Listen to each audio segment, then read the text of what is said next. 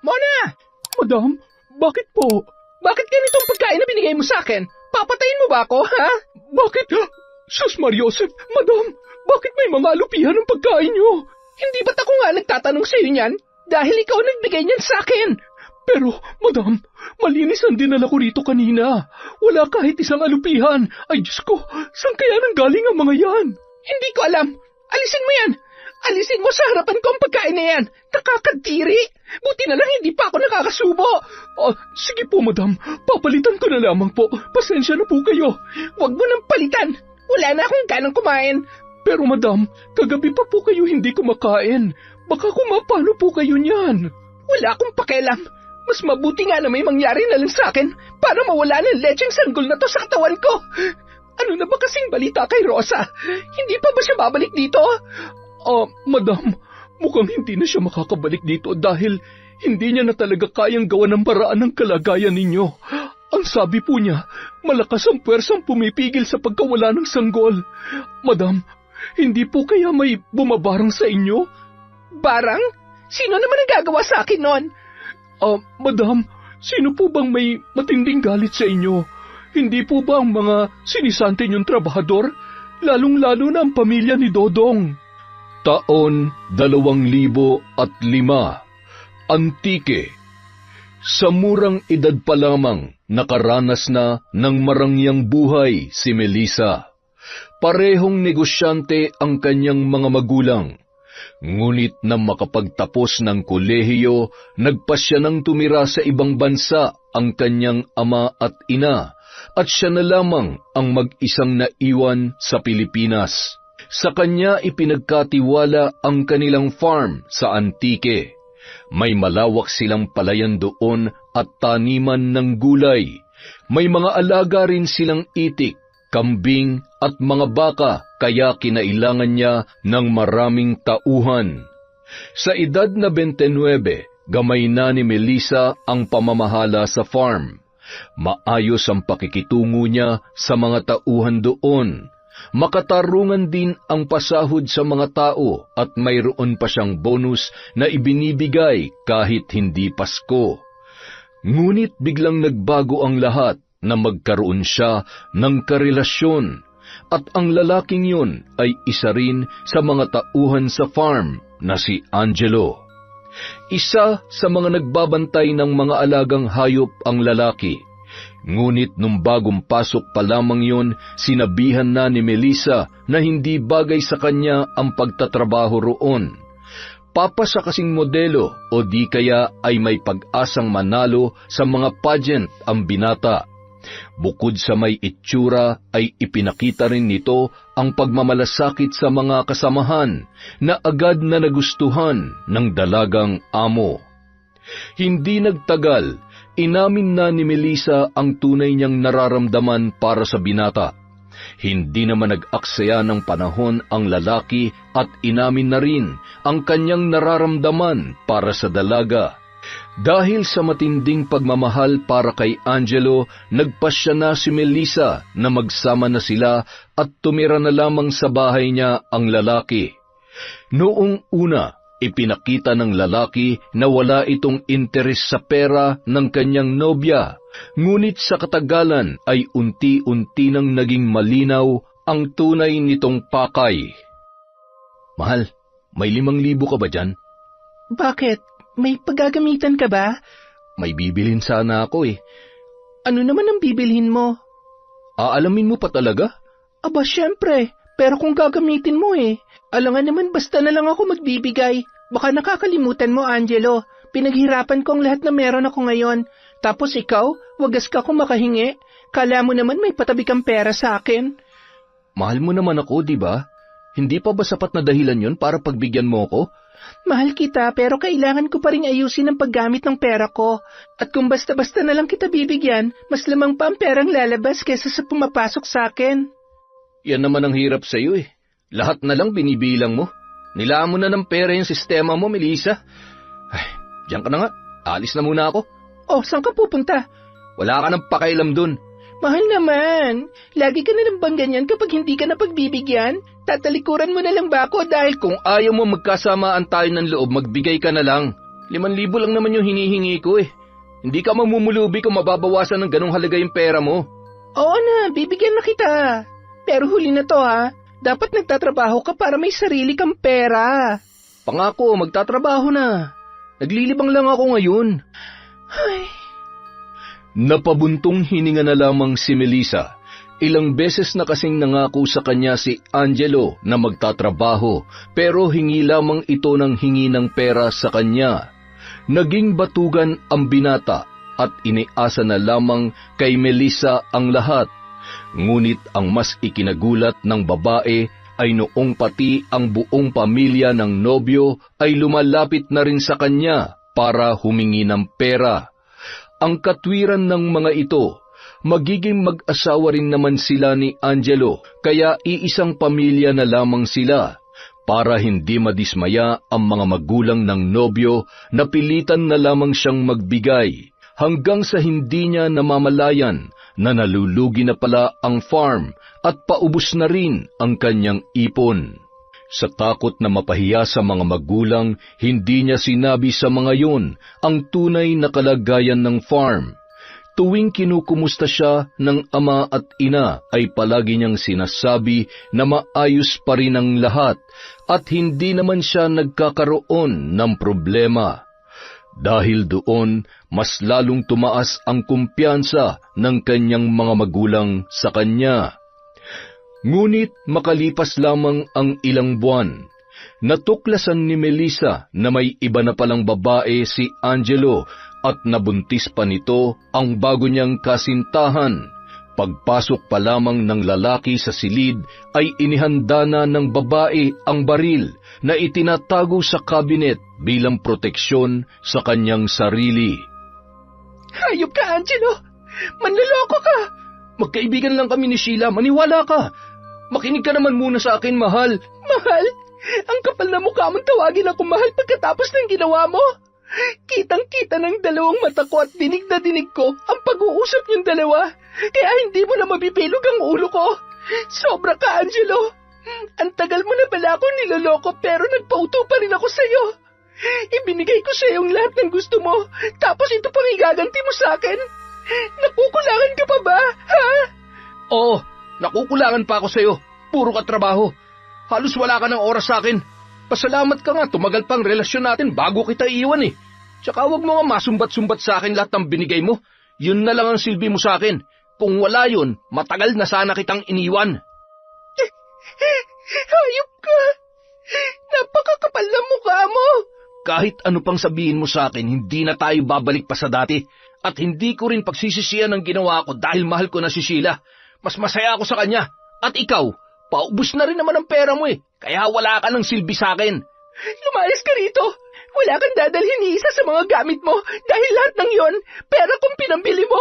Pati ang mga damit na suot mo ngayon, hubarin mo mga yan. Ano? Nahihibang ka na ba? Hubarin mo mga yan o ipuputok ko sa itong baril ko. Teka, ano ka ba, Melissa? Baka makalabit ng demonyo yan. Hindi demonyo ang kakalabit nito kundi ako kapag hindi mo sinunod ang ipinapagawa ko sa'yo. Sandali lang, eto na, hubarin ko na. Bihira naman oo. Baka naman pwedeng itira ko na tong pantalon. Nakakahiya naman kung lalabas ako ng hubot-hubad dito. Wala akong pakialam. Sa tingin mo ba iisipin ko pang kalagayan mo pagkatapos ng ginawa mo? Mas masama ka pa pala sa akin eh. Pantalon na nga lang pagkakait mo pang punyeta ka. Kaya wala nagmamahal sa'yo eh. Pera mo lang ang silbi mo. Pucha, walang sino magtatangkang patulan ka. Ang dami mo pang sinasabi. Hubarin mo ng mga yan. Oo, yan. Lunukoy mo yan kung gusto mo. Buisit. Layas! Huwag ka na magpapakita sa akin kahit kailan. Hindi na talaga ako magpapakita sa'yo. Bahala ka mag-isa rito. Matinding galit at lungkot ang naramdaman ni Melissa nang iwan siya ni Angelo.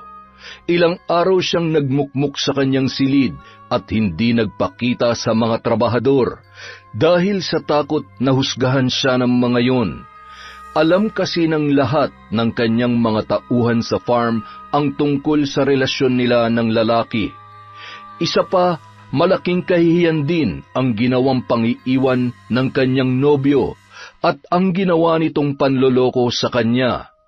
Kilala siyang matalino at hindi basta-bastang naloloko ng kahit na sino, ngunit nagpauto siya sa isang lalaking katulad lamang ng dati niyang tauhan. Simula nung araw na yon, walang ibang naging karamay si Melissa kundi ang kasambahay niyang si Mona. Malaki ang tiwala niya sa dalaga. Ulila na ito sa mga magulang, kaya mula nung manilbihan sa kanya ay hindi na ito umalis pa sa kanyang bahay. Dahil sa pag-aalaga ng kanyang kasambahay ay muling nanumbalik ang lakas ng babae. Muli siyang lumabas ng bahay para harapin ang naiwang trabaho.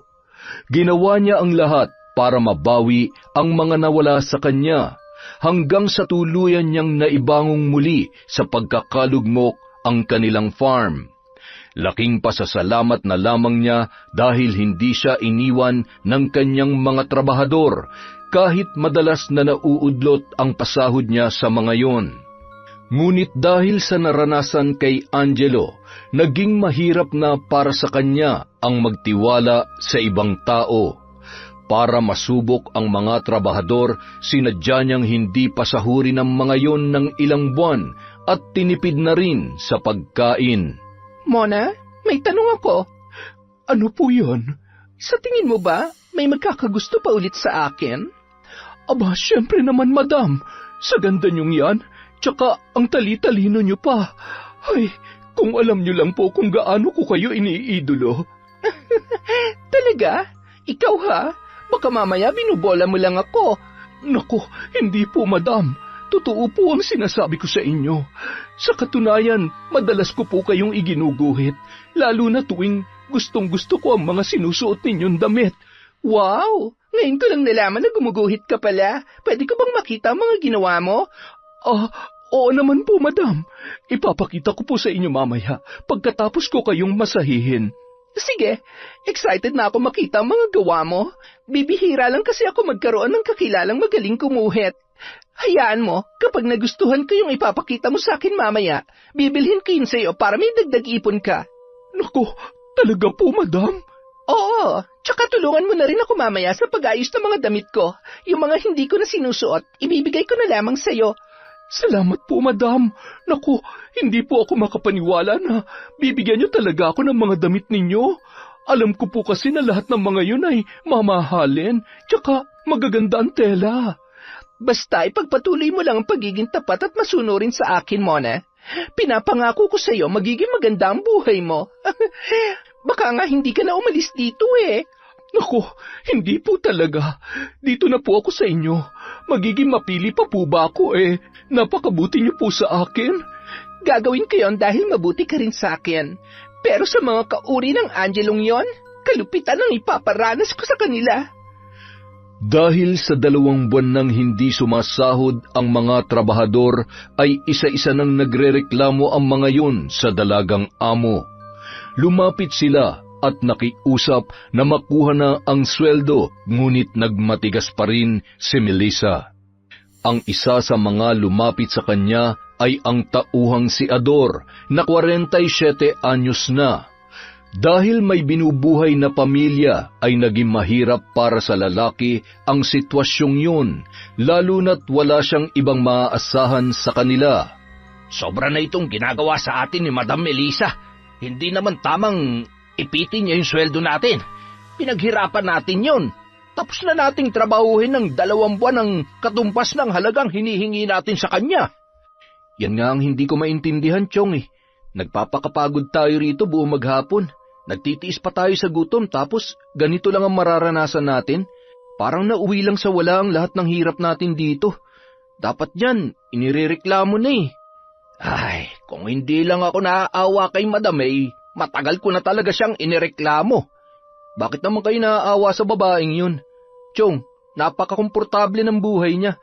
Nakakapagpahinga siya at kumakain sa tamang oras. Samantalang tayo, babad na nga sa sikat ng araw, tinitipid pa sa pagkain. Pero alam nyo, napansin ko lang nagbago lang naman si Madam Melissa mula nung iwan siya ni Angelo eh. Bakit naman nadamay sa usapan ng lalaking yun? Hindi pa ba malinaw sa inyong ginagawa niya ngayon? Yung lalaking nanloko at nang iwan sa kanya, isang trabahador din dito sa farm. O anong ibig mo sabihin? Nasa atin niya ay binubunto ng galit niya kay Angelo? Ganun na nga. Sinasadya niyang pahirapan tayo. Siguro sinusubukan niya rin kung gaano tayo katapat sa kanya. Pero lang yan naman, Chong. May ibang paraan pa naman para gawin niya yun. Hindi niya tayo kailangang gutumin at pahirapan ng ganito. Tsaka, ano naman ang mapapala natin kung lolokohin natin siya? Nagtatrabaho naman tayo. Hindi tayo nanghihingi lang ng pera sa kanya. Ay, hayaan mo't kakausapin ko ulit si Madam bukas. Kahit ilang beses niyo pa siyang kausapin, hindi pa rin magbibigay yun, Chong. Baka kailangan pwersahin na siya para hindi na makatanggi pa. Ano? Teka, ano bang iniisip mong gawin, ha? Pasalamat siya dahil sa ngayon wala pa ako naiisip na gawin sa kanya. Pero kapag hindi niya pa tayo pinasahod sa susunod na buwan, pasensyahan na lang, Chong.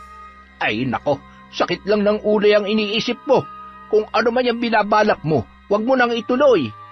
Sa kabila ng mga paalala ni Ador sa pamangkin na si Dodong, binaliwala lamang ng binata ang mga sinabi ng matanda. Dama ni Dodong ang matinding hirap, lalo na't may sakit pa ang kanyang ina. Ubos na rin ang kanilang bigas. Wala na silang mahugot na pera dahil siya lamang ang bumubuhay sa mga magulang niyang matatanda na at sa dalawa niyang kapatid na pareho pang may kapansanan, kaya hindi makapagtrabaho tulad ng kanyang ginagawa. Dahil sa matinding kagipitan, nagawa ni Dodong na magpuslit ng mga gulay at ilan sa mga itik sa farm para ibenta. Ang iba naman ay kinakatay na lamang niya para may makain ang kanyang pamilya. Naging maingat sa ginagawa ang binata dahil sakaling may makahuli sa kanya ay muli na naman silang makakaranas ng matinding gutom. Sa ganoong paraan din sila nakakaraos sa farm. Nagkakasundo sila na bumawas ng itik para katayin tuwing wala si Melissa para madagdagan ang kanilang pagkain. Ngunit isang araw, nahuli ng kasambahay ng kanilang amo ang ginagawa nila tuwing wala ito. Anong ginagawa niyo? Bakit kayo nagkakatay ng itik? Inutos ba yan sa inyo ni Madam? Ano bang pakialam mo? Pakialaman mo yung trabaho mo, doon ka sa loob ng bahay. Nagbilin sa akin si Madam na ako na munang bahala rito kapag wala siya. At wala siya nabanggit sa akin na inutos niya yan sa inyo. Pag nanakaw ang ginagawa niyo. Mona, maawa ka naman sa amin. Gutom na kami. Ilang buwan na kaming walang maayos na kain dito. At alam mo rin na hindi pa rin naibibigay ang sweldo namin. Konting konsiderasyon naman sana. Hindi ko tatraydorin si Madam para sa inyo. Kung kayo kinakaya ng konsensya niyo na sirain ang tiwala niya, pues ibahin niyo ako. Mona, ako na nakikiusap sa iyo. Kahit sa ngalan na lamang ng pinagsamahan natin dito, maawa ka naman sa amin. Gutom na kami. Hindi naman mapapansin ni Madam kung mababawasan ng 1 o 2 itik lang ang mga alaga niya. Ang sabihin niyo, mga mapagsamantala kayo. Sisiguruhin ko makakarating kay Madam ang ginawa ninyo. Bagsak ang balikat ni Dodong at Ador, pati na rin ang iba pang mga trabahador doon nang tumalikod na si Mona at taas noo pang bumalik sa bahay ng amo. Dahil alam nilang mapapahamak din naman sila, ay itinuloy na lamang nila ang pagkakatay ng itik para maibsan ang kanilang gutom bago pa man sila makatanggap ng parusa. Nang makabalik si Melissa mula sa lakad nito, ay kaagad na nagsumbong ang tapat na kasambahay. Madam, alam ko pong pagod pa kayo sa lakad ninyo, pero may kailangan po kayo malaman. Ano yon? Madam, yung mga trabahador niyo po. Bakit? Anong ginawa nila? Madam, nagnanakaw sila ng itik sa farm. Ano? Opo, Madam. Kitang-kita ko po mismo nung kinakatay nila ang mga ninakaw nilang itik para kainin. Nagugutom na raw po sila. Pero tama po bang magnakaw sila sa inyo? Sinasabi ko na nga ba, wala rin pinagkaiba ang mga taong yan sa kauri nilang si Angelo, mga patay gutom. Sa kabila ng mga naitulong ko sa kanila noon, ganun pang igaganti nila sa akin. Kailangan silang maparusahan, Madam. Baka kapag tumagal pa mas malala pa ang gawin nila sa inyo. Kapag hinayaan niyo ang ginawa nila, iisipin nilang ayos lang yon at ulit-ulitin pa nila ang pagnanakaw sa inyo. Tama ka, Mona. Huwag ka mag-alala. Paparusahan ko mga yon. Pero sa ngayon, bantayan mo muna ang mga kilos nila. I-report mo sa akin ang bawat galaw nila para alam ko kung anong dapat kong gawin sa mga mapagsamantalang tulad ng mga hampaslupang trabahador na yon. Makakaasa po kayo, madam. Hindi ko po hahayaang abusuhin nila kayo. Salamat, Mona. Huwag ka mag-alala. Kapag naparusahan ko na sila, makakatanggap ka ng bonus sa akin. Naku, salamat po, madam. Abot hanggang tainga naman ang ngiti ni Mona matapos makipag-usap sa kanyang amo. Nagtagumpay siya na makuha ang loob ng kanyang pinagsisilbihan. Malaki ang pakinabang ng pagiging sipsip niya kaya ipinagpatuloy niya lamang yon. Umaasa siya na pagdating ng araw, babahaginan din siya ng kayamanan ng dalaga dahil sa kanyang katapatan. Kinabukasan, nang umalis muli si Melissa ay lihim na minatyagan ni Mona ang mga trabahador sa farm. At gaya nung unang beses na nahuli niya ang mga yun, muli na naman niyang nasaksihan ang ginagawang kalokohan ng isa sa mga trabahador na si Dodong. Nanlaki ang kanyang mga mata nang makita ang lalaki na ingat na pumasok sa bahay ng kanyang amo. Sinundan niya yon hanggang sa huminto sa tapat ng kwarto ni Melissa. Nagtagis ang kanyang mga bagang nang mapagtanto kung ano ang plano noong gawin. Hoy, Dodong! Anong ginagawa mo rito? Mona, ano? Gulat na gulat ka? Bakit ka pumasok rito sa kwarto ni Madam, ha? Magnanakaw ka, no? Hindi ako magnanakaw. Huwag mo nga akong gawing tanga. Alam ko kung anong pakay mo rito. Hindi pa kayo nakontento sa mga itik na ninanakaw nyo, ha? Talagang pumasok ka pa rito para nakawan si Madam. Hindi pagnanakaw ang gagawin ko. Kukunin ko lang ang dapat na para sa amin, Mona. Kaya kung ayaw mo masaktan, huwag ka na makialam na punyeta ka. Punyeta ka rin! Umalis ka dyan! Labas! Wala kang karapatang pumasok dito sa bahay, lalong-lalo na sa kwarto ni Madam. Bakit? Akala mo ba may isasalba ka ng pagiging sipsip mo sa pinagsisilbihan mong amo? Oo! Hanggat tapat ako kay Madam, ligtas ako rito. Yun ang akala mo. Hayop ka, Dodong! Mas hayop ka. Pare-pareho lang tayo mahihirap, pero ikaw pa mismo nagpapahamak sa amin. Masyado ka na nadala sa pagiging sunod-sunuran mo sa amo mo. Bakit? Akala mo ba babahagi ng kanya ng kayamanan niya? Sira ulo. Hindi kanya kadugo. Kahit bali-baliktarin mo pa ang mundo, isa ka pa ring hampas lupa sa paningin niya. Hindi totoo yung sinasabi mo. Alam mo, wala akong pakialam kung maniniwala ka man sa akin o hindi. Ang mahalaga ngayon, makuha ko ang dapat sa mga kapwa ko trabahador dito. Kaya pasensyahan tayo. Iginapos ni Dodong ang kasambahay na si Mona at dinala sa tambakan ng mga palay para walang makakita sa babae. Matapos yun, matagumpay na nakakuha ng pera ang binata sa taguan ni Melissa. Dahil sa ginawa nitong pagpapahirap sa kanila ay dinagdagan niya na ang kinuha niya roon. Pagkatapos ay aalis na sila at hindi na magpapakita pa sa kanilang abusadong amo. Lumabas ng silid si Dodong na dala ang isang bugkos ng pera at ilan sa mga mamahaling alahas ni Melissa. Abot hanggang tainga ang ngiti ng binata dahil sa wakas ay makukuha na rin nila ang dapat na para sa kanila. Ngunit nang makarating siya sa pinto papalabas ng bahay, tila itinulos sa kinatatayuan si Dodong nang sumalubong sa kanya ang kanyang ninakawang amo. Hindi na siya nakagalaw pa nang bigla nitong inilabas ang baril na nagsisilbing proteksyon nito tuwing umaalis ng bahay. Anong ginagawa mo dito sa loob ng bahay ko? Madam? Sagutin mo ang tanong ko. Teka, ano yung dala mo? Wala po ito, Madam. Akin na, ipakita mo sa akin kung anong laman ng bag na yan.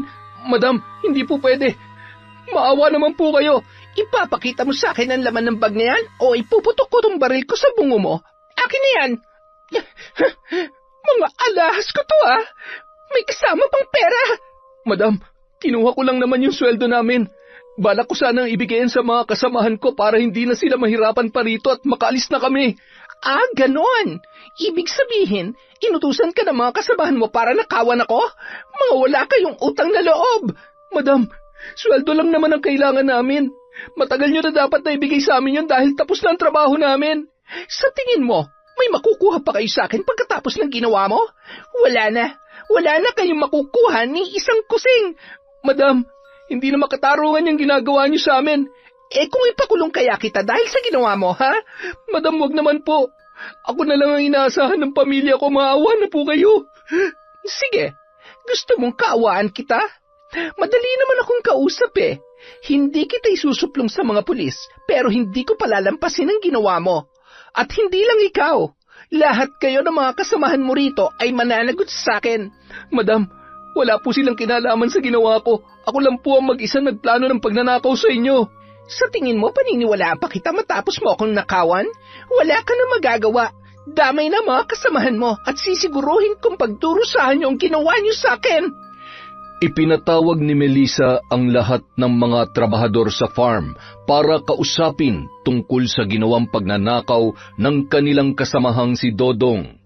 Gaya ng kanyang inaasahan, itatanggi ng mga ito na may kinalaman sila sa ginawa ng lalaki. Ngunit nang banggitin niya ang tungkol sa mga itik na ninakaw ay wala nang nakapagsalita sa kanila. Sa tindi ng galit ng dalaga sa ginawa ng mga tauhan doon ay mas lalo niyang pinahirapan ang mga yon.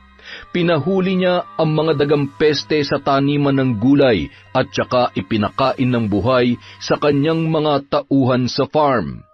Sunod-sunod ang pagduwal ng mga trabahador matapos lunukin ang sariwang laman ng kanilang mga nahuling daga. Wala silang magawa dahil may hawak na baril ang kanilang amo. Maging si Dodong ay hindi nakaligtas sa parusang yun. Ngunit sa takot na makulong ay sinunod na lamang ang ipinagagawa ni Melissa. Sa isip-isip ng binata, may araw din ang dalaga at makakaganti rin sila sa pagpapahirap ng babae sa kanila. Pagkatapos ng ginawang parusa sa mga tauhan, pinaamin ni Melissa ang mga yon kung saan dinala si Mona. Para hindi na lumala pa ang lahat, ay itinuro na lamang ni Dodong ang pinagtaguan sa sipsip na kasambahay. Mas lalo namang tumindi ang galit ng dalaga para sa mga trabahador dahil sa ginawa nila sa kaisa-isang tao na nananatiling tapat sa kanya. Sinabi sa kanya ni Mona ang buong pangyayari, kung paanong nakapasok sa bahay niya si Dodong at kung paano nito nagawang tangayin ang mga pera at alahas. Sa kabilang banda, nagngingit-ngit naman ang kalooban ni Ador dahil isang malaking insulto ang ginawang parusa sa kanila ng among si Melissa. Bukod kasi sa matinding pagod sa pagtatrabaho nung araw na pinarusahan sila, ay may sakit pa ang matanda. Sobra na talagang ginagawa niya sa atin, Chong. Isang malaking kabastusan at insulto sa inyong ginawa niya. Mas matagal na kayong naninilbihan dito pero bakit pati kayo ay idinamay niya sa galit niya sa akin? Ako na lang dapat ang pinarusahan niya at hindi na kayo isinama pa. Dodong, wala na tayo magagawa dahil nangyari na ang nangyari. Isa pa, may nagawa rin naman talaga akong kasalanan sa kanya dahil isa ako sa mga nagnakaw ng itik. Ay, aaminin ko, higit pa ron na nagawa ko kaya tinanggap ko na lamang ang parusa niya sa akin. Anong sabi niyo, Chong? Nagnanakaw ako ng gulay at mga itlog ng itik tuwing gabi para may makain ng pamilya ko. Ang iba'y ipinabebenta ko sa kanila para may panggasto sila kahit papaano. Chong, walang mali sa ginawa niyo. Kung tutuusin nga ay kulang pa ang mga yon para sa paninilbihan natin dito. Hindi pa rin nabibigay ng babaeng yun ang sweldo natin. At dahil sa nangyari, mukhang malabo nang may makuha pa tayo sa kanya. Hindi naman pwede yun, Chong. Abusado na siya masyado. Ano naman ang magagawa natin? Kahit magreklamo pa tayo sa dami ng pera ni Madam, kayang-kaya niyang lusutan ang mga reklamo natin. Baka nga balikan niya pa tayo eh. Yan ang hindi mangyayari, Chong. Bakit? May pinaplano ka na naman ba? Sa ngayon wala pa, pero hindi ako papayag na hindi natin mababawi ang para sa atin. Lingid sa kaalaman ni Ador, may iniisip na naman si Dodong para makaganti sa sakim nilang amo.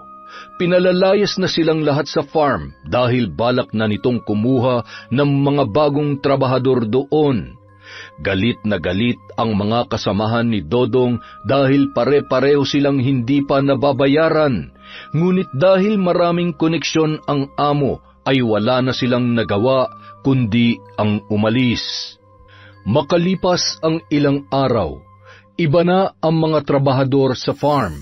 Mas maayos ang pakikitungo ni Melissa sa mga ito. Maayos ang pasahod at may ayuda pambigas kada kinsenas. Nang mabalitaan ni Dodong ang tungkol doon ay mas lalong tumindi ang nararamdamang galit ng binata. Isang gabi, nang masigurong tulog na ang mga kasama sa bahay ay kumilos si Dodong. Suot ang itim na kamiseta at nagtakip na rin ng kanyang muka gamit ang isa pang damit. Patingkayad siyang lumabas ng bahay sa pangambang magising ang kanyang ina. Oras na maramdaman nito ang kanyang pag-alis ay siguradong masisira na ang kanyang plano. Pasensya na kayo, Nay. Ngayong gabi, makakagawa po ako ng isang malaking kasalanan. Gagawin ko po yun para bigyan ng katarungan ang ginawa ng dati naming amo. Magbabayad siya, Nay. Sana'y mapatawad niyo pa ako pagkatapos ng gagawin ko ngayon. Ngunit lingid sa kaalaman ng binata, gising na gising pa noon ang inang si Esang. Subalit imbis na pigilan si Dodong, ay hinayaan na lamang nito ang anak. Kahit hindi niya sabihin, batid niya ang plano nitong gawin. Lalo na't nakarating din sa kanya ang balita tungkol sa maayos na pasahod sa mga bagong trabahador ng babae. Bagay na ipinagkait ni Melissa sa kanyang anak at sa mga kasamahan nito. Gawin mo kung anong nararapat mong gawin, anak. Sapat na ang hirap na dinanas mo sa dati ninyong amo. Ngunit hindi na yon narinig pa ni Dodong dahil nakalabas na siya sa bahay. Pasado 11:00 na ng gabi at naghahanda ng matulog si Melissa nang makarinig siya ng kaluskos mula sa labas ng kanyang silid. Dala ng kuryosidad ay kaagad niyang binuksan ang pinto para tingnan kung ano yun. Laking gulat ng dalaga nang tumambad sa kanya ang isang lalaking may takip na tela ang muka. Bago pa man siya makasigaw at makakilos ay sinikmuraan na siya nito. Kaagad siyang nanghina at halos maghabol na ng hininga dahil sa lakas ng pagkakasuntok ng naturang lalaki. Halos hindi niya na namalayan kung paano nito nagawang busalan ang kanyang bibig. Buong lakas nitong iginapos ang kanyang mga kamay sa ulunan ng kanyang kama para hindi siya makawala. Ilang sandali pa, bumuhos ang malakas na ulan. Napangisi noon si Dodong. Mukhang umaayon sa kanya ang pagkakataon. Inalis niya ang busal sa bibig ni Melissa at hinayaan na lamang itong magsisigaw dahil wala namang makakarinig sa dalaga sa lakas ng ulan na sinabayan pa ng may kalakasang hangin. Pakawalan mo ako rito, hayop ka! Tumahimik ka dahil hindi ka makakawala dyan hanggat hindi ko nagagawa ang gusto ko. Sino ka ba? At bakit mo ito ginagawa sa akin? Hindi kita kilala at wala akong atraso sa'yo. Hindi mo ba talaga naaalala ang atraso mo? Ha, madam? Oh, Dodong? Marunong ka naman palang makaalala. Kaya lang, huli na para sa'yo dahil naniningil na ako ngayon. O yan, tinanggal ko ng takip sa mukha ko. Nakilala mo na ako eh. Wala na rin silbi kung magtatago pa ako. Isa pa, mas maganda kung makikita mo ang mukha ng kinawawa at pinahirapan mo sa loob ng ilang buwan habang nagpapakasarap ka sa buhay. Wag! Maawa ka sa akin! Wag mo nang ituloy kung ano man ang balak mong gawin. Magbabayad ako. Bibigyan kita ng pera kahit doble pa ng sweldong hindi ko na ibigay sa'yo. Hindi mo ba narinig ang sinabi ko kanina? Huli na, madam. Dahil sa ayaw at sa gusto mo, kukunin ko ang perang nararapat na ibigay mo sa amin. Pero bago ang lahat, gusto kong matandaan mo rin ang gagawin ko sa'yo. Gusto kong maalala mo kung paano ko bababuyin ang katawan mo, kagaya ng ginawa mo sa pagkatao namin mga trabahador mo, na walang ibang ginawa kundi paglingkuran ka. Babayaran na nga kita, hindi ba? Hindi mo na kailangan gawin to. Parang awa mo na, Dodong. Pag-usapan na lang natin to. Ang tagal namin nakiusap sa iyo noon. Nagmamakaawa pa kami na ibigay mo ang sweldo namin pero matigas ka, madam. Masyado kang sakim. Hindi kami hahantong sa pagnanakaw kung naging maayos lang ang pagtrato mo sa aming lahat. Bigyan mo lang ako ng kahit isa pang pagkakataon. Babawi ako sa inyo. Pababalikin ko kayo sa trabaho at babayaran ko kayo ng tama. Sa tingin mo ba ipagpapalit ko makukuha ko ngayong gabi para sa pangako mo malabo pang matupad? Huwag mo nang bilugin ang ulo ko, madam. Napakatagal mo kaming ginago, kaya ngayon, matitikman mo ang ganti ng taong tinatawag mong hampas lupa. Tulong! Mona! Tulungan mo ako! Sira ulo, hindi ka maririnig ng tuta mo ngayon. Sa kabila ng pagpupumiglas ni Melissa, ay nagtagumpay pa rin si Dodong sa maitim nitong balak sa kanya. Pinagsamantalahan siya ng lalaki ng paulit-ulit hanggang sa tila na ubos na ang kanyang lakas.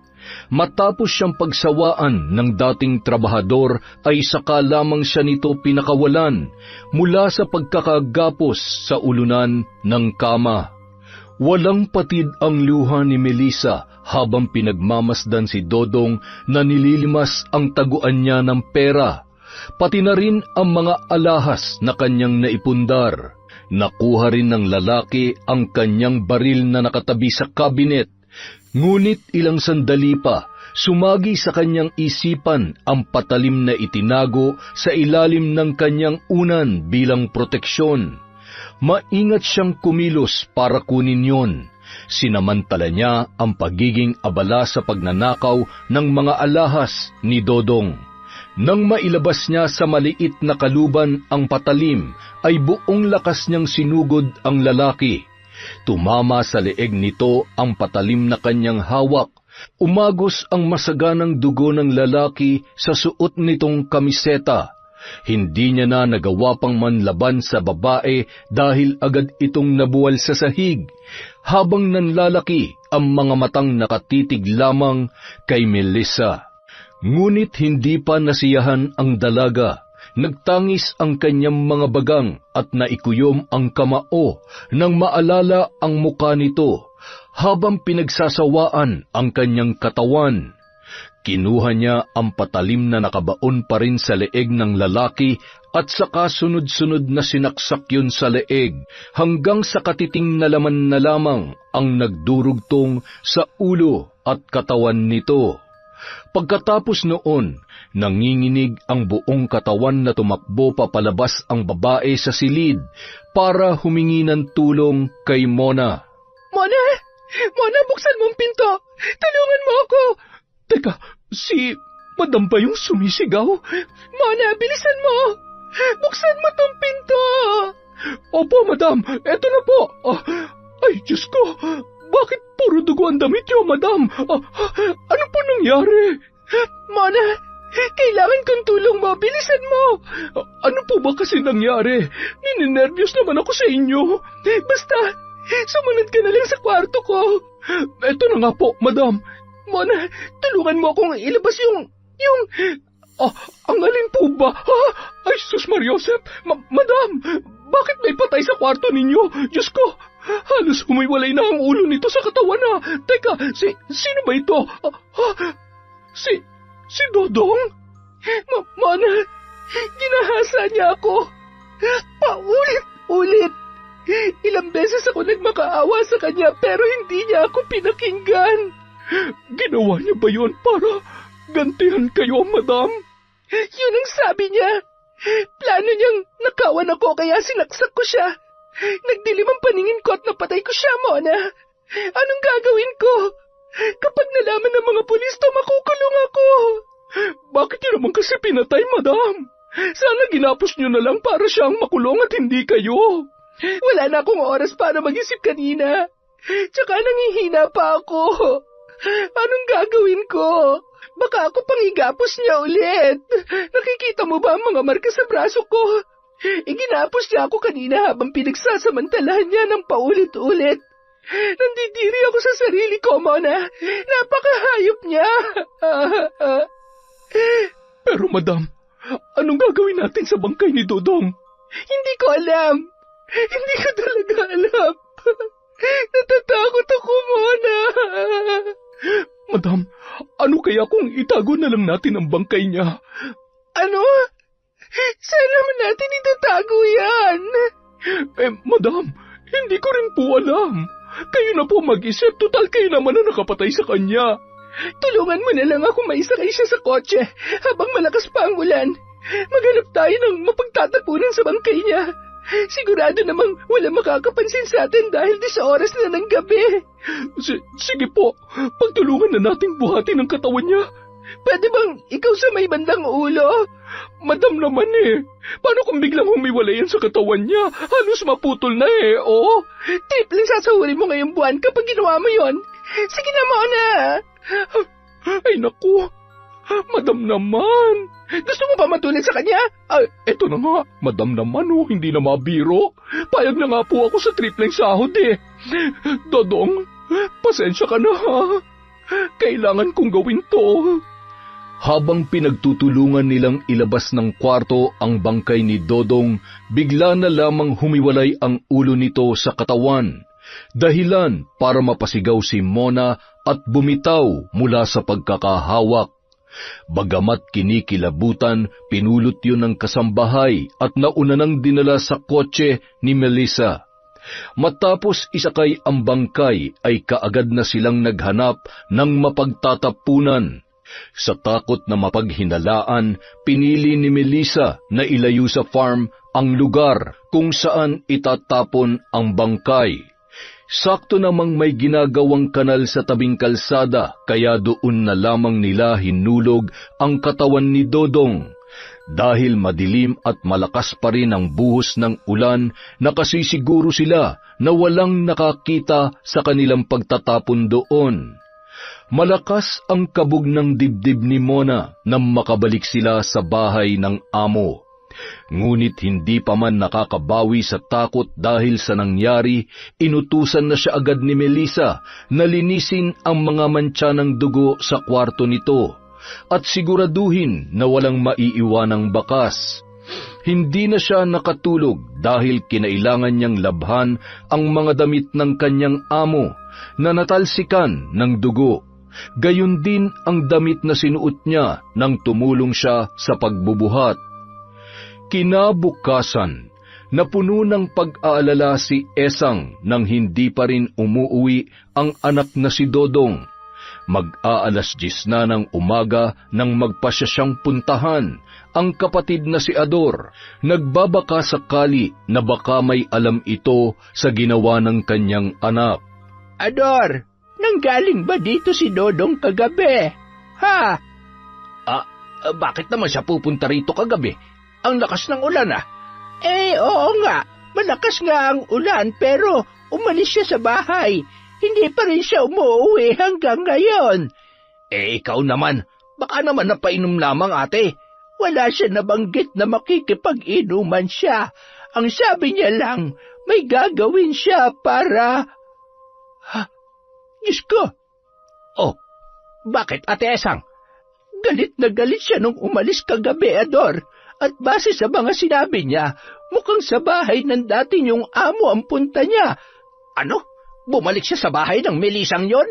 Malakas ang kutob ko na doon nga siya pumunta. Ay, Diyos ko! Baka kung ano nang nangyari sa anak ko. Ador, samahan mo ako. Pumunta tayo ron ngayon. Alamin natin kung nanggaling nga roon si Dodong. Ay, sige. Halika na't baka kung ano nang nangyari sa batang yon. Ay, kung bakit pa naman kasi padalos-dalos magdesisyon yun Kung sana man lang ay sinabihan niya ako, baka nabalaan ko pa siya. May baril pa naman ng dati naming amo. Tiyak na hindi siya sasantuhin nun kung may binabalak siyang masama.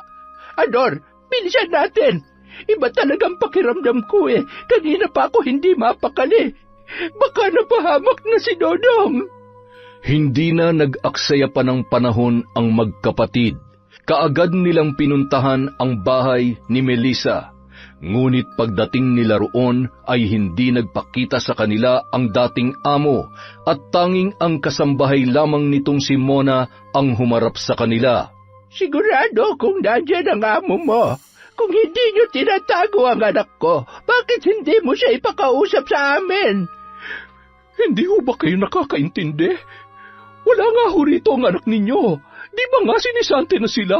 Alam niyo yon, mga Dor.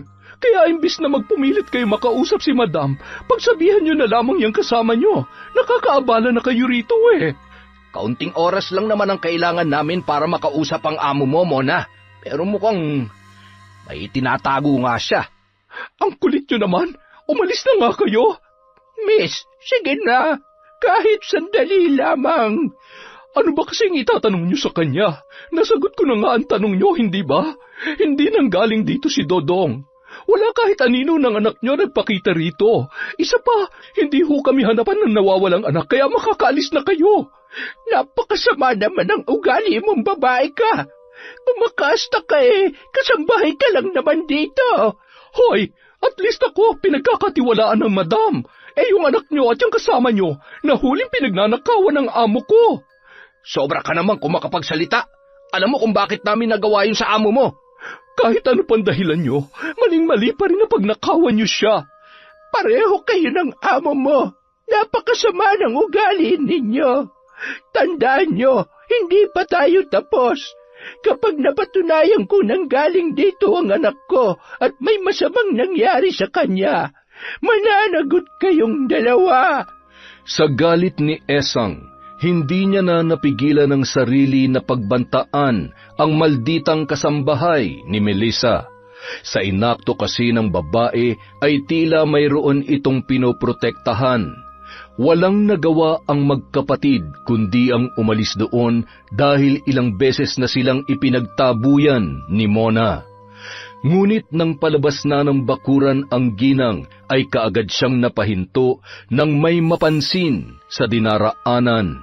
Teka, ano ito? Parang kwintas ito ni Dodong ah. Ay, patingin nga. Aba, ay sa kanya nga ito. Pero paanong napunta ang kwintas niya rito? Suot niya pa yung kahapon, Ador. Kung ganoon, dito nga siya nang galing. Pero nasaan si Dudong? Bakit hindi siya umuwi sa inyo, ate? Sigurado kung may ginawa ang Melisang yon at ang kasambahay niya, kaya ganun na lamang nila tayo itaboy. Kailangan ko malaman kung anong nangyari kay Dudong nang pumunta siya dito kagabi. Anong pinaplano mo, ate? Nako, kung binabalak mong pasukin ang bahay na yan, maghunos dili ka. Ikakapahamak mo talaga kapag ginawa mo yun. Wala na akong pakialam, Ador. Masyado nang marami ang pinagdaanan ng anak ko, kaya hindi maaaring basta na lamang siyang mawala. Paglabas nila ng farm, nagulat si Esang nang makita ang kanilang kapitbahay na tumatakbo papalapit sa kanila. Hangus na hangus ito at bakas sa muka ang matinding takot sa ibabalita. Aling Esang, sumama ho kayo sa akin. May kailangan ho kayong makita. Bakit? Anong nangyari? Aling Esang, si Dodong ho. Anong nangyari sa anak ko? Natagpuan ho ang katawan niya ron sa ginagawang kanal papunta sa barangay hall. Aling Esang, wala na ho ang anak ninyo. Hindi! Sabihin mong hindi totoo ang sinasabi mo. Hindi pa patay ang anak ko. Ay, Diyos ko! Bakit pinabayaan niyo ang Dodong ko? Bagamat nang hihina sa natanggap na balita, kaagad pa ring pinuntahan ni na Esang at Ador ang ginagawang kanal para kumpirmahin ang balita. Halos panawan ng ulirat ang ginang nang makita ang karumal-dumal na sinapit ng kanyang panganay. Hindi niya na alintana ang mga taong nakapalibot doon at ang pulis na nagbabawal sa kanya na lapitan ang bangkay. Tumalon siya sa ginagawang kanal para mayakap ang anak. Kaagad na bumuhos ang kanyang luha nang maramdaman ang malamig nitong bangkay sa kanyang mga bisig. Sunod-sunod namang napamura si Ador dahil sa sinapit ng kanyang pamangkin. Kung sino man ang gumawa nito sa pamangkin ko, napakahayop niya. Isa siyang demonyo. Demonyo lamang ang makakagawa niyan sa kanya. Isinusumpa ko, Magbabayad ang sino mang gumawa nito sa anak ko. Nang iburol na ang mga labi ni Dodong, ay nakasarado ang kabaong nito dahil sa karumal-dumal na sinapit mula sa sinumang pumatay sa kanya. Marami ang nakiramay at nagpaabot ng tulong kay Esang dahil sa nangyari. Ngunit sa kalagitnaan ng gabi, habang abala sa paglalaro ng baraha ang mga nakikipaglamay, napansin ng ginang ang isang pamilyar na sasakyan sa di kalayuan. Kaagad na nagtangis ang kanyang bagang na mapagtanto kung sino ang may-ari noon. Malalaki ang hakbang na nilapitan niya ang nakahintong sasakyan na ilang metro lamang ang layo sa pinaglalamayan. Malakas niyang kinatok ang bintana para ibabayon ng sinumang nasa loob. Alam kong ikaw yan, Melissa! Bumaba ka! Harapin mo kami! Harapin mo ang pamilyang naulila dahil sa kahayupan mo! Ngunit nanatiling nakasara ang bintana ng kotse. Nang subukan muli niyang katukin yon, ay bigla na lamang kumaripas papalayo. Sa bilis ng pag-arangkada ng sasakyan ay nabuwal pa sa gilid ng kalsada si Esang. Nakita naman ni Ador ang nangyari, kaya kaagad itong tumakbo para siya ay daluhan. Sino yon? Hindi nagbaba ng bintana, may-ari, pero sigurado kung ang dati niyong amo ang sakay noon. Nakita ko na ang kotseng yun sa bahay niya nung manggaling tayo roon. Hayop siya. Sa ikinikilos na ngayon, mas lalo niya lamang pinatunayan na may kinalaman siya sa pagkamatay ng anak ko. Sisingilin ko siya, Ador. Maniningil ako ng mahal sa ginawa niya sa panganay kong anak. Nang gabing yon, nagpasya na lamang na bumalik sa bahay si Melissa na balak sanang makipaglamay sa pamilya ni Dodong. Ngunit nang makita niyang maraming nakikipaglamay at may posibilidad na mag-eskandalo ang ina ng lalaki, ay hindi na lamang siya tumuloy doon. Dumagdag pa ang paglapit ng ginang sa nakahinto niyang sasakyan. Marahas na napabuga ng hangin ang dalaga at unti-unti nang nilalamon ng kanyang konsensya. Samantala, matapos namang mailibing ang anak, ay kaagad na nagpunta sa kanyang pinsan si Esang. Kahit malayo ang bahay nito, ay hindi niya na yon binigyan ng halaga. Tiniis niya ang pagod sa mahabang lakaran patungo sa bahay ni Lando na isang mambabarang. Ngunit batid din ng ginang na matagal nang huminto sa gawaing yon ang matandang lalaki, kaya iba ang pakay niya sa pagpunta roon. Anong sabi mo? Gusto mong matutunan ang pambabarang? Oo, gusto kong may paghiganti ang anak ko. Bakit hindi mo na lang ipapulis ang pumatay sa kanya? Walang hustisya para sa ating mahihirap kapag mayaman ang nakabangga natin. Alam mo naman yon dahil nangyari na yon kay Chong noon. Oh, alam ko. Huwag mo nang ipaalala dahil nadudurog lamang ang puso ko sa nangyari. Tulungan mo ako. Gagawin kong lahat para matutunan ang paggamit ng itim na libro. Sabihin mo lang kung ano ang kailangan kong gawin. Hindi biro ang gusto mo mangyari, Esang. Hindi ganong kadaling matutunan na nakasaad sa libro. Kung gusto mo, ako na lamang ang gagawa noon sa taong yon. Hindi. Gusto kong ako mismo magpapahirap sa kanya. Ay, handa ka bang isang lang iyong kaluluwa sa demonyo? Kahit ano pa ang kapalit, wala na akong pakialam. Ay, sige. Tutal ay mukha namang desidido ka na.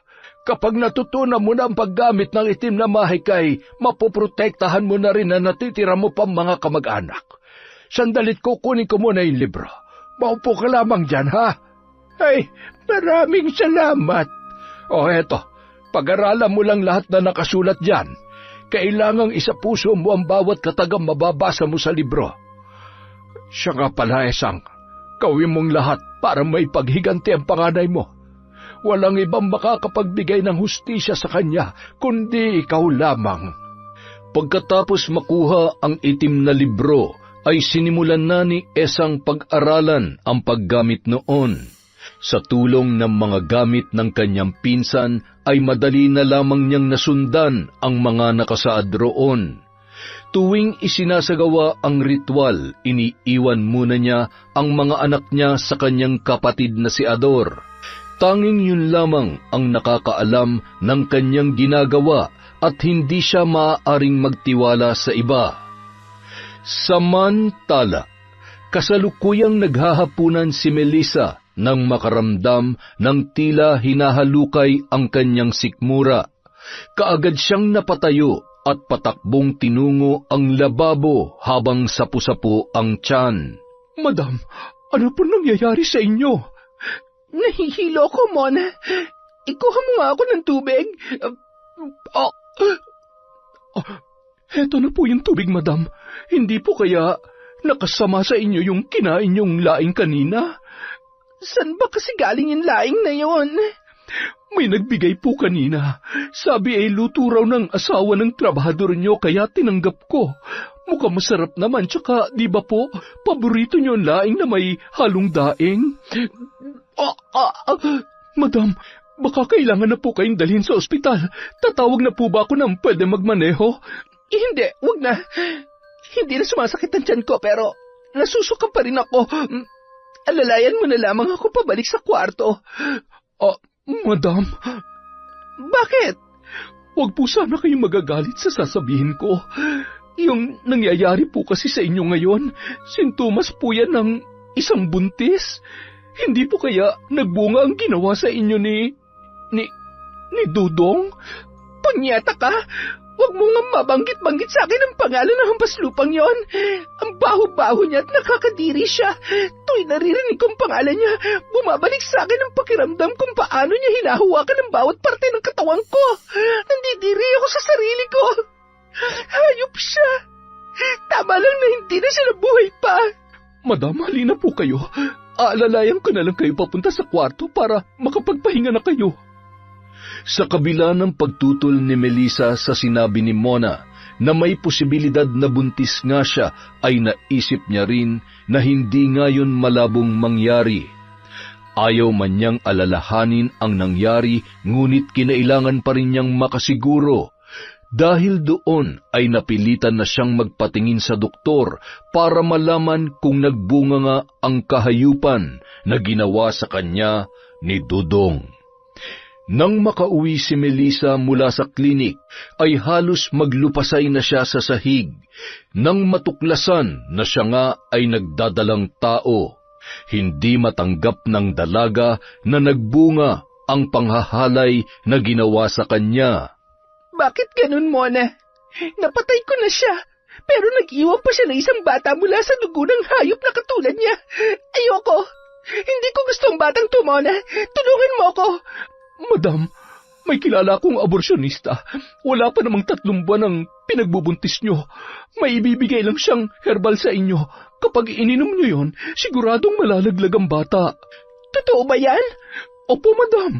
Kung gusto nyo, susunduin ko siya para hindi nyo na kailangang umalis dito. Sige, gawin mo na agad yan, Mona. Kailangan mawala sa katawan ko ang batang ito. Dapat din siya mamatay tulad ng tatay niyang demonyo. Hindi dapat mabuhay ang anak ng hampaslupang lalaking yon. Huwag kayong mag-alala, madam. Magaling ang kakilala ko. Sigurado mawawala ang problema ninyo. Salamat. Maaasahan ka talaga, Mona. Siyempre naman, madam. Parang pamilya na ang turing ko sa inyo eh. Kung ano nararamdaman nyo, ganun na rin ang nararamdaman ko. Kaya ayokong nahihirapan kayo ng ganyan. Kailan mo ba pupuntahan yung kakilala mo? Mamayang gabi po, madam. Gabi ko siya papupuntahin dito para walang makapansin. Tama yan naisip mo. Walang pwede makaalam ng tungkol dito, lalong-lalo na ang pamilya ni Dodong. Wala pong makakaalam, madam. Pangako ko yan sa inyo. Kinahapunan, kaagad na umalis si Mona para puntahan ang kakilalang aborsyonista. Bandang 7:00 na ng gabi nang makabalik ang babae kasama ang 35 anyos na aborsyonista na nagpakilala bilang si Rosa na mula pa sa kabilang barangay. May ibinigay itong maliit na bote kay Melissa na naglalaman ng herbal na pampalaglag ng sanggol. Matapos inumin ni Melissa ang herbal ay pinahiga naman siya ni Rosa para hilutin ang kanyang tiyan. Ngunit ilang sandali lamang ay napakunot ang noo ng babae. Bakit, Rosa? Madam, ibang nararamdaman ko sa batang nasa sinapupunan ninyo. Anong ibig mo sabihin? Masyadong malakas ang kapit niya. Parang may pumipigil na mawala siya. Ano bang pinagsasasabi mo? Sinong pumipigil tsaka paano mangyayari yon? Malakas ang puwersang yun, madam. Hindi na kaya ng herbal ang pagpapalaglag sa bata. Magbabayad ako ng malaking halaga, Rosa. Basta't gawin mo lang ang lahat para mawala ang batang nasa sinapupunan ko. Parang awa mo na. Hindi ko kayang dalhin ang sanggol na bunga ng kahayupang ginawa sa akin. Titingnan ko kung ano magagawa ko, madam, ha? Pero sa ngayon, kailangan niyo munang kumalma dahil hindi makabubuti sa inyo ang matinding pag-aalala. Uuwi po muna ako at hihingi ng tulong sa lola ko. Isa siyang albularyo. Sige, basta ipangako mong babalik ka rito para tulungan ako, ha? Ay, makakaasa ho kayo? Dahil walang nagawa si Rosa, muling nanumbalik ang pagkairita at pananakit ng ulo ni Melissa dahil sa batang kanyang dinadala. Sinubukan niyang gumawa ng mabibigat na gawain. Uminom na rin siya ng mga bawal sa isang babaeng nagdadalang tao, ngunit tuwing gumagamit siya ng pregnancy test kit, parehong resulta lamang ang lumalabas. Halos mabaliw na ang dalaga sa kakaisip. Hindi na siya nakakatulog na maayos tuwing gabi at halos hindi na rin kumakain dahil sa kanyang pinagdaraanan. Hanggang sa umabot na siya sa puntong nangangayayat na ang dalaga. Humpak na rin ang kanyang pisngi at halos lumubog na ang kanyang mga mata. Samantala, patuloy naman sa paglaki ang umbok ng kanyang tiyan sa paglipas ng mga araw. Ang ipinagtataka lamang ni Melissa at Mona ay kung bakit ganun na lamang kabilis lumaki ang kanyang tiyan, samantalang magtatatlong buwan pa lamang siyang buntis. Hindi na siya pumupunta sa doktor dahil hindi naman niya kailangang maging malusog ang sanggol na kanyang dinadala. Ang tanging nasa isip niya ay kung kailan yon mawawala sa kanyang buhay. Dahil hindi siya kaagad natulungan ni Rosa, ay nagpahanap pa siya ng ibang aborsyonista. Ngunit tulad din ng nauna ay wala ring nagawa ang mga yon. Samantala, lihim namang nagdiriwang si Esang nang maramdaman pa rin ang pintig ng sanggol na ipinunla ng kanyang anak kay Melissa. Ngunit makalipas lamang ang ilang sandali, nagngilid ang mga luha niya nang magpakita ang kaluluwa ng anak na si Dodong. Malungkot yon at puno ng paghihinagpis dahil hindi pa rin nito nakakamit ang hustisya.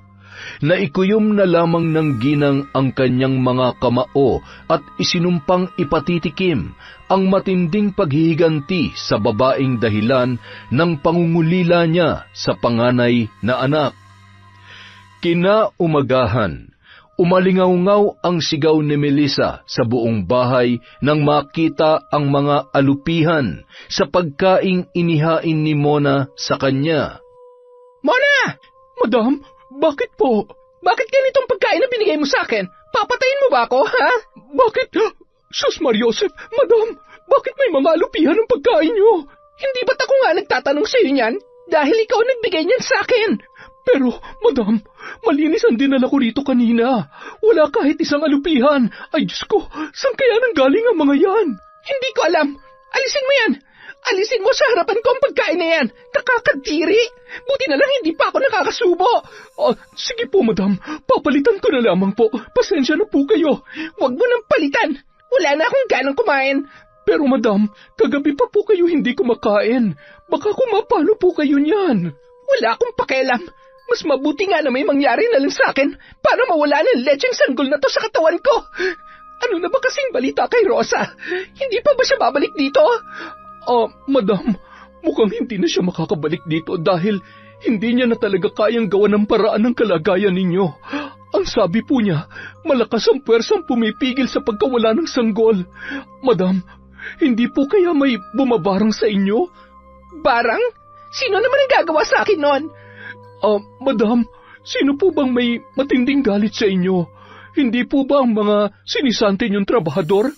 Lalong-lalo na ang pamilya ni Dodong.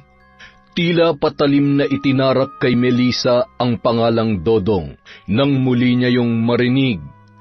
Kahit pilit niyang itanggi, batid niya na may malaki siyang pagkakamaling nagawa. Hindi lamang kay Dodong, kundi pati na rin sa mga dati niyang trabahador na hinayaan niya lamang mahirapan.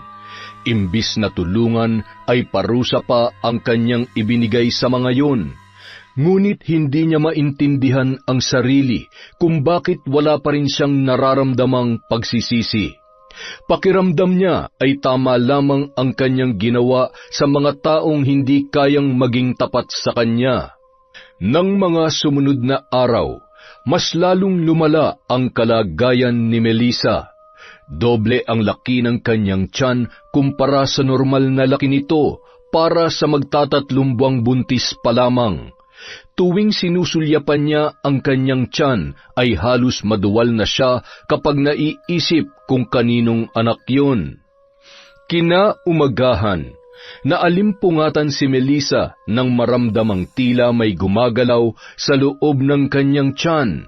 Nang sulyapan niya yun, ganun na lamang ang panlalaki ng kanyang mga mata nang makita ang kulubot niyang balat na tila umaalon-alon na animoy may maliliit na bagay na gumagalaw sa loob. Ngunit hindi lamang yon ang nagpagulat sa kanya. Nang sulyapan niya ang kanyang magkabilang paa, tumambad sa kanya ang mga sugat na wala naman nung siya ay natulog kinagabihan. Napatakip siya ng bibig nang manuot sa ilong niya ang amoy ng nabubulok niyang sugat. Napaluha siya sa sakit nang sinubukan niyang tumayo. Hindi niya na maihakbang ang kanyang mga paa dahil sa matinding sakit na kanyang nararamdaman, lalo na at halos magdikit-dikit na ang kanyang mga daliri doon. Mona? Madam? Hindi ako makalakad. Tingnan mo kung ano nangyari sa mga paa ko. Ang dami ko ng sugat. Wala naman ang mga to kagabi. Aray, Mona, may gumagalaw sa sugat ko. May uwan. Madam, ang mabuti pa po ay magpatingin na kayo sa albularyo. Di ba nga po, sinabi ko na sa inyo na baka binabarang kayo? Ayaw nyo naman kasi maniwala eh. Sa tingin mo ba, yung nanay ni Dodong ang nagpapabarang sa akin? Opo, ganun na nga po. Kung ganon, alamin mo kung siya nga may kagagawan nito. Ano pong ibig niyong sabihin? Puntahan mo ang bahay ng babaeng yon. Alamin mo kung siya nga nagpapabarang sa akin para matigil ng ginagawa niya. Ako dapat na nagpapahirap sa kanila. Opo, madam. Bago kumagat ang dilim, palihim na pinuntahan ni Mona ang bahay ni Dodong. Hindi na siya nagtanong-tanong kung saan yon nakatira dahil nakarating na siya roon nung pinaglalamayan pa lamang ang lalaki. Ngunit nang ilang hakbang na lamang ang layo niya sa bahay na pakay niya, ay bigla na lamang siyang napahinto nang makita ang bulto ng isang lalaking nakatayo sa di kalayuan. Nakatalikod yon at hindi niya nakikita ang muka. Hindi na sana niya yun papansinin, ngunit naningkit ang kanyang mga mata nang may mapansin sa damit ng lalaki. Natutup ni Mona ang kanyang bibig nang makilala ang pamilyar na damit ng lalaking kanyang nakikita. Hindi siya maaaring magkamali. Dodong? Dodong? Ikaw ba yan? Nanlaki ang mga mata ni Mona nang bigla na lamang humarap sa kanya ang naturang lalaki. Duguan ang mukha nito, ngunit kitang-kita niya ang nanlilisik na mga mata na nakatitig sa kanya. Ngunit sa pagkakataong yon, hindi na siya sigurado kung si Dodong nga ba ang kanyang nakikita. Sa takot ng babae ay dali-dali siyang tumakbo patungo sa bahay ni na Dodong. Sisigaw sana siya para humingi ng tulong nang marinig niya ang boses ng ina nito na si Esang na tila nag-oorasyon. Natigilan siya at hindi kaagad nakaalis sa kanyang kinatatayuan nang mapagtanto kung para saan ang ginagawa ng ginang. Nasa kalagitnaan ng ritual si Esang nang biglang umihip ang malakas na hangin at tila dumaan ang isang tinig na nagpapahiwatig na may ibang tao roon. Napahinto sa ginagawa ang ginang at agad na nakiramdam. Ilang sandali pa, dali-dali siyang sumilip sa siwang ng nakasaradong bintana. Mula roon, nakita niya ang kasambahay ni Melissa na tumatakbo papalayo at wari takot na takot. Napangisi si Esang.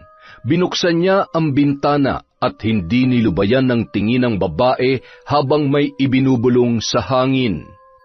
Tikman niyo ang ganti ng mga itinuturing niyong hampas lupa. Damhin niyo ang sakit na katumbas ng kawalan niyo ng awa. Pagdurusahan niyo ang lahat ng pasakit na inyong ipinaranas sa anak ko. Bago pa man makapasok sa loob ng bakuran si Mona ay nakaramdam na siya ng panghihina. Napaluhod sa damuhan ang babae habang sapo ang sumasakit na tuhod. Ilang sandali pa, bigla na lamang sumigid ang matinding kirot sa likod niya na tila hinahampas ng matigas na bagay. Bagamat nahihirapan, sinikap niyang makarating sa bahay para makahingi ng tulong sa kanyang amo. Ngunit dahil sa kalagayan nito, walang dumamay sa kanya roon. Sa bawat paghakbang ni Mona, nararamdaman din niya ang tila hagupit sa kanyang likuran. Kinabukasan, sa tulong ng mga trabahador ni Melissa ay nagpatawag na sila ng isang mahusay na albularyo. Gulat na gulat ang mga yon nang makita ang tunay na kalagayan ng amo at ng kasambahay nito. Bahagyang nakaramdam ng takot ang dalaga nang dumating ang isang lalaking albularyo na sa tansya niya ay nasa mahigit 60 anyos na. Nagpakilala ito bilang si Ka Ernesto. Mukha namang mabait ang matanda, ngunit nakakatakot ang buhok na lampas baywang ang haba at halos tumakip na sa buo niyang muka. Unang kita pa lamang ni Ka Ernesto sa tiyan ni Melissa ay naramdaman niya na ang itim na puwersang bumabalot sa pagkatao ng sanggol. Nang gabing yon, nakaranas ng matinding pananakit ng tiyan ng dalaga na tila manganganak na. Kinilabutan siya dahil hindi yun normal. Wala pang 3 buwan ang batang nasa kanyang sinapupunan, kaya imposibleng manganak siya ng ganoon kaaga. Mabilis na inihanda ng albularyo ang mga kagamitan para mailabas ang sanggol. Hindi na raw maaaring pigilan ang paglabas nito para hindi mailang si Melissa ay pumwesto ang matanda sa kanyang gilid habang hinihilot ang kanyang tiyan at binibigkas ang mga salitang tanging siya lamang ang nakakaunawa para sa isinasagawang ritual. Makalipas ang ilang sandali, nailuwal na ni Melissa ang sanggol. Kinilabutan ang dalaga nang tumambad sa kanya ang isang bata na nakakakilabot ang itsura. Nangingitim na ito at inuuod na ang katawan.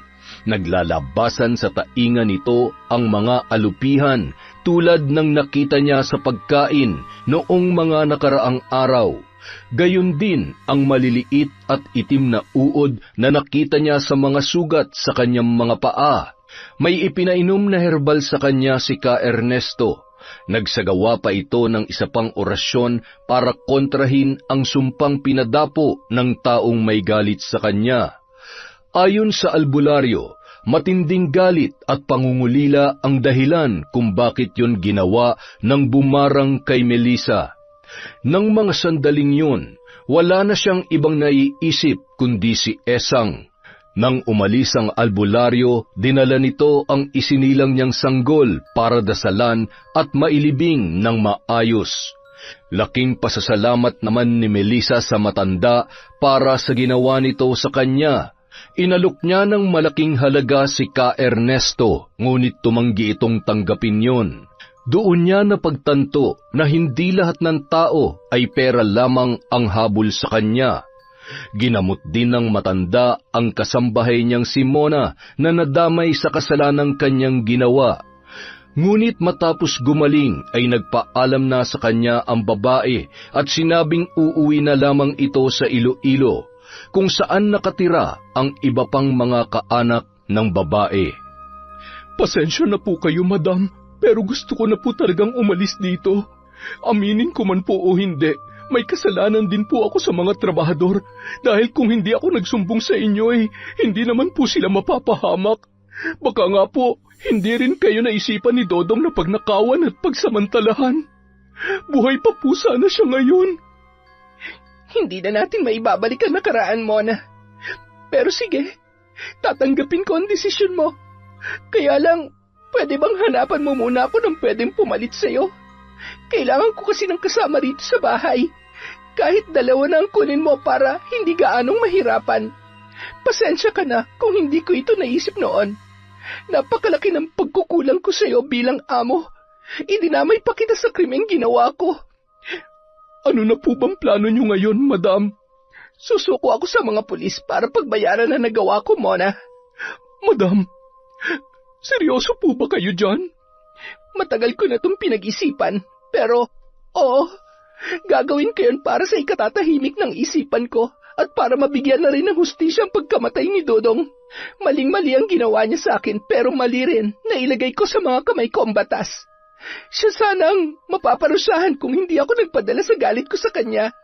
Nakakalungkot naman po ang nangyayari sa inyo, madam. Hindi na nga kayo makalakad, makukulong pa kayo sa pagpatay niyo kay Dodong. Pero, madam, paano po yun? Huhulihin din ba ako ng mga pulis? Tinulungan ko kayo sa pagtatapon ng bangkay niya at nanahimik lang kahit alam ko ang katotohanan. Hindi kita isusuplong. Aakuin ko ang lahat, Mona. Sasabihin kong wala kang alam sa nangyari at mahimbing ang tulog mo nang mangyari ang pagpatay ko kay Dodong. Hindi ka naman talaga magigising kung hindi ako kumatok sa kwarto mo ng gabing yon. Madam! Huwag mo na akong iyakan. Buhay pa ako, oo. Pilay lang ang mga pa ako pero buhay na buhay pa ako, Mona. Siya nga pala, bago ka umuwi sa inyo, may hihingin sana akong pabor sa'yo.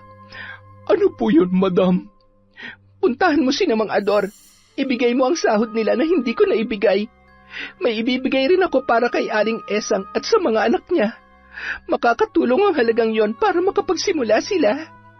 Madam, mas makabubuti po siguro kung kayo na mismong kakausap kay Aling Esang para personal na rin kayo makahingi ng tawad sa kanya. Malay niyo po, patawarin niya kayo. Sabihin niyo lang sa kanya ang totoo dahil kailangan niya ring malaman ang ginawa sa inyo ng kanyang anak. Pwede mo ba akong samahan? Opo naman. Hindi na nga kayo nakakalakad Hayaan ko pa ba kayong pumunta ng mag-isa roon? Salamat, Mona. Sinamahan ni Mona si Melissa sa pagpunta sa bahay ni Aling Esang, na noon ay nagngingit-ngit ang kalooban dahil sa nabigong paghihiganti sa kanya. Huminto ang kotseng sinasakyan nila sa tapat ng bahay ni Dodong. Ngunit pagkababa nila ng sasakyan ay agad silang sinugod ni Aling Esang na may dalang gulok na katatanggal lamang sa kaluban. Anong ginagawa niyo rito? Wala kayong karapatang tumapak dito, mga hayop kayo! Umalis na kayo! Aling Esang, hindi ho ako nandito para saktan kayo o pagsalitaan kayo ng kung ano-ano. Kung nakikita niyo ho, hindi na ako nakakalakad. At alam ko na wala akong dapat nasisihin sa nangyari, kundi ang sarili ko lamang. Buti alam mo, Aling Esang, Nandito ho ako para humingi ng tawad sa inyo. Aaminin ko ho, napatay ko ang anak niyong si Dodong, dala na matinding galit dahil sa ginawa niya sa akin. Nagtrabaho lang ang anak ko, pero hindi niyo siya binayaran. Pati ang ibang trabahador sa inyo, tapos ikaw pa may karapatang magalit sa kanya. Sabihin na nating pinagtangka ang kanyang nakawan, pero may nawala ba sa'yo? Nabawasan bang kayamanan mo? Masyado ka lang talagang sakim, Melissa. Kinahasa po ako ng anak niyo. Paulit-ulit niya akong pinagsamantalahan at binalak niya pang nakawin lahat ng pera at mga alahas na naipundar ko. Hindi yon magagawa ng anak ko kung hindi niyo siya pinahirapan. Kung naging maayos lang sana ang trato niyo sa kanya, hindi makakaisip na gumawa ng masama ang anak ko. Higit ko siyang kilala kesa sa inyo, kaya alam kong mabuti siyang tao. Aling Esang, pinahirapan niyo rin ho ako. Kahit hindi niyo aminin, alam kong kayo ang bumarang sa akin. Pinagdusahan ko ng pagpapahirap na nagawa ko sa kanila. At yung pagkapatay ko sa kanya, handa ho akong pagbayaran yon sa kulungan. Susuko na ako sa mga pulis. Pero bago ko gawin yon, gusto ko lang munang humingi ng tawad sa inyo. Hindi niyo ako kailangang patawarin ngayon, pero sana ho, pakinggan niyo munang sasabihin ko. Aling Esang, pinagsisisihan ko na lahat na nagawa ko. Pinagsisisihan ko ho na pinatay ko siya at itinapon na lang basta-basta ang bangkay niya. Handa akong pagbayaran ng lahat. Pero matatahimik lang ang isipan ko kung tatanggapin niyo ang tulong na ibibigay ko sa inyo. Hindi po yun limos. Yun ang halagang matagal na sanang nakuha ng anak ninyo. Dinagdagan ko lang po para may panimula kayo dahil wala na ang anak nyo na inaasahan ninyo. Talaga bang susuko ka na? Opo. Pagkagaling namin dito, didiretso na kami sa presinto para aminin ang krimeng nagawa ko. Ito po ang sweldo ni Dodong. Tanggapin niyo po sana, Aling Esang. Mag-iingat po kayo. Sige po, aalis na po kami. Mona, tayo na. Sige po, madam. Sandali. Bakit ho? Ikaw na rin naman ang nagsabi na pinagbayaran mo na ang pagpapahirap sa anak ko. Sa katunayan, mas malala ang karmang bumalik sa'yo at sa tingin ko, sapat na yon para pagbayaran mo ang lahat. Nakuha na ng anak ko ang hustisya para sa pagkamatay niya. Sa mga sandaling ito, tahimik na ang kaluluwa niya dahil humingi ka na ng tawad. Aminin ko man o hindi, may nagawa ring masama ang anak ko. Mali na pinagsamantalahan kanya. Babae rin ako, Melissa, at alam ko kung gaano kahirap ang pinagdaanan mo. Hindi naman ako ganong kasamang tao para dagdagan pa ang pagpapahirap sa'yo. Kaya wag mo nang ituloy ang binabalak mo. Hindi mo na kailangang isuko ang sarili mo sa mga pulis. Talaga ho? Pero hindi pa kita kayang patawarin sa gayon. Hanggang dun lang ang kaya kong gawin. At saka, may hihilingin sana ako sa'yo. Ano po yun? Ibalik mo sa trabaho ang mga dating trabahador. Matagal nilang inalagaan ang inyong bukid. Kahit na hindi silang may-ari, matinding sakripisyo ang ibinuwis nila para sa taniman at sa mga alagang hayop. Huwag ho kayo mag-alala. Yun po talagang plano kong gawin kahit na makulong pa ako. Pero dahil ho sa sinabi niyo, nagpapasalamat ho ako ng sobra-sobra, Aling Esang. Sana dumating ang araw na mapatawad niyo ako. Bagamat may kalungkutan pa rin, mas magaan na ang kalooban ni Melissa nang lisanin ang bahay ni Dodong. Masaya siya na wala ng balak si Esang na siya ay kasuhan. Humingi na rin ng tawad si Mona sa ginang dahil sa ginawa nito kay Dodong at agad naman nitong pinatawad ang babae. Si Melissa naman, bagamat hindi pa siya lubusang napapatawad ni Aling Esang, nagkaroon pa rin ng sapat na dahilan para magpatuloy sa buhay. Matapos ipaalam ni Melissa sa mga magulang ang sinapit, ay kaagad na umuwi ng Pilipinas ang mga yon. Walang patid ang luha ng kanyang ina nang malaman ang naging paghihirap niya. Ngunit bukod doon ay wala na siyang iba pang sinabi. Hindi niya na binanggit si Dodong at ang pamilya nito para sa ikatatahimik ng lahat. Naging masaya na lamang siya kasama ang kanyang mga magulang na wala nang balak bumalik sa ibang bansa. Dahil sa mga pinagdaanan, naging aral kay Melissa ang lahat. Hindi na niya inulit ang pagpapahirap sa kanyang mga trabahador. Sa halip ay itinuring na niyang pamilya ang mga yon. Muli naramdaman niya ang malasakit ng mga taong nakapalibot sa kanya. Pinatawad na rin niya ang dating karelasyong si Angelo para makalaya na ang kanyang puso sa galit na pinagmulan ng lahat. Sa paraang yun, nagkaroon ng sapat na lugar ang magagandang bagay na nagpabago ng takbo ng kanyang buhay.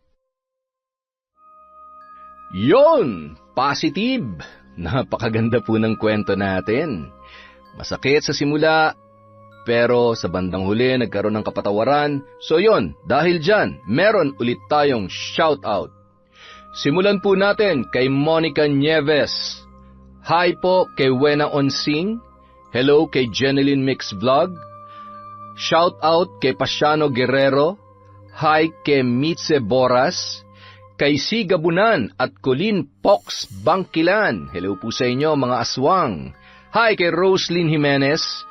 Hi po sa RGW ng Marulas, Valenzuela. Shout out kay Ana Liza Saludar. Hi kay Samantha at Charlie Cortezano. Hello kay Maria Therese Alimios. Kay Victor Alviar. Shout out po kay Rose Bakel. Kay Wildcats Kuting. Hello kay Aida Paz. Kay Heidi de la Cruz. Shout out kay Mark Cesar, Mark John, Noli Villarin Jr. from Cesan de la Cruz. Hello po sa Ucom family from Liriza Abdul. Hi kay Jenaline Rodrigo Kalampag Vlog. Mabuhay po kayo. Hi kay Madi Abrera. Hello kay Honey Austria. Shout out kay Merly Gaviola. Kay Glenda Panayas. Hi kay May Megs. Hello kay Jane Mitch Joy Saludo from Bacolor, Pampanga. Hi kay Asudicen Cerila, kay Julius Del Rosario. Hi po sa CMR Group Electrician Specialty, lalo na kay Alan from Mia Aspa. Hi kay Tess Aguilar, Elvira Galope at sa mga kapatid ni Resel Galope. Shout out kay Michelle Manuge. Hi kay Donna Barcoma. Hello po sa Gana Gana family from Frederick Gana-Gana. Hi kay Reyna Glenn at Glenda Panayas from Digos, Davao del Sur. Hi kay Belen Malbas, kay Chris Gel Mamado, kay Frederick Gana-Gana, kay I Love Traveled, kay Christine Roring. Hello po kay Pamela Allen, kay Alma Naong, kay Lowal Natividad Andres. Hi din po kay Janet Cisneros, kay Maria Lee Nakagaw, kay Chris Alcantara. Hello po kay Mariam Duca, kay Condesa. Hello kay Violi Laharso. Hi kay Heli Borja, kay Edna Lau, kay Jennifer Mauricio. Hi kay Takpin Lax from Larry Desabille. Hi kay Virginia Pontillas, kay Didet Torsende, kay Mel Santarita. Hello po kay Angelina Ignacio, kay Earthheart the Great Vlog. Hi kay MGS14. Hello po sa family ni Elvira Malakas sa Kalibo, Aklan. Hello kay Wendy Tugas, kay Silent Garden, kay Marites Nalika, Efraim Chan. Hello po kay Jonas Siaw. Hi kay Mel, kay Shauma TV. Hello po kay Mami from Doha, Qatar, kay Vicky Abut. Hello din po kay Cresilda Badayo, kay Hondra Delin. Hi kay Glenda Galido, kay Faye Yuson. Hi kay Barner Baki. Sa mga construction worker sa Azuela Cove, Davao City. Hello po kay Rochelle Diebo. Hi kay Jeneline Mix Vlog, kay Norsam Dalgan, kay Amiyong. Hello din po kay Lydia Lopez, kay Chona Baynosa, at kay Resel Galope. Yung po mga hindi natin nabanggit, marami pa po tayong video. Maraming salamat po mula sa Kwentong Enteng.